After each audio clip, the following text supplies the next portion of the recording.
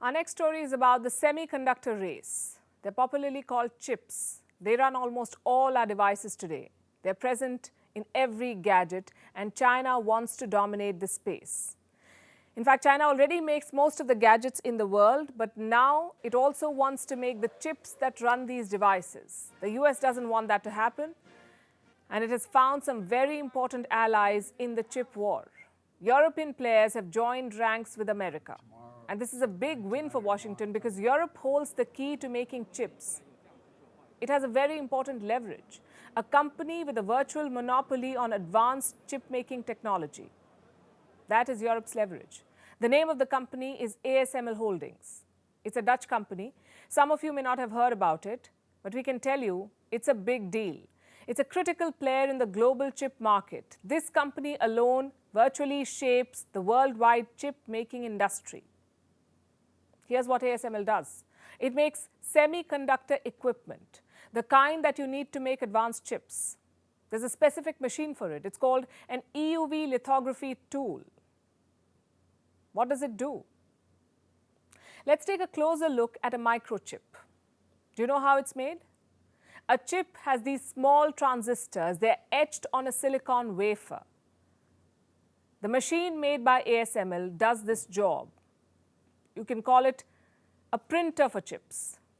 When you look closely at a chip, you'll see patterns, and these patterns are made by this machine, the EUV lithography tool, the one that ASML makes.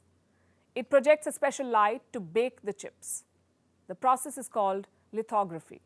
It requires a very high degree of precision, and ASML is the master of this art.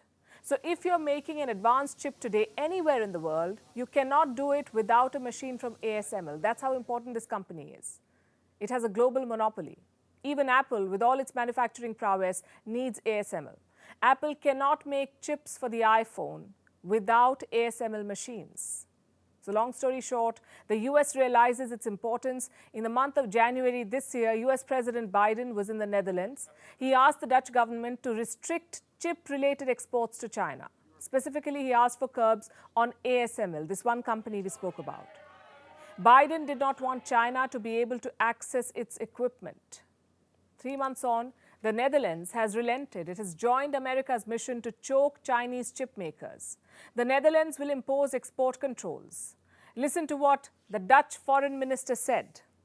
Given the technological developments and geopolitical context, the government has concluded that it is necessary for the international security to expand the existing export controls on specific manufacturing equipment for semiconductors. The goals of these curbs are quite clear. Chips are the new national treasure. They have strategic significance, and the West does not want China to have access to sensitive technology. Because it's not just gadgets that need chips. Military systems are increasingly dependent on them. Needless to say, China is not happy with these latest developments. China is firmly opposed to the interference of economic and trade cooperation and sabotage of stability of the global production and supply chains. This behavior is not in the interests of any party. We also hope that the Netherlands can seriously consider the reasons for the situation and what should be done next. China says this is sabotage of global production and supply chains. But here's what it is. It's the beginning of the end of a China-dominated global supply chain. Chip makers are looking for alternatives. And they're looking at India. They're betting on India. The US and India have reached an agreement.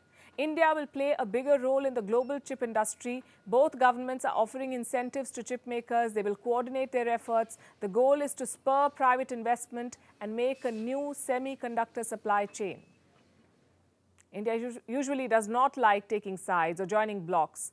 But in the global chip war, India clearly is in the Western camp.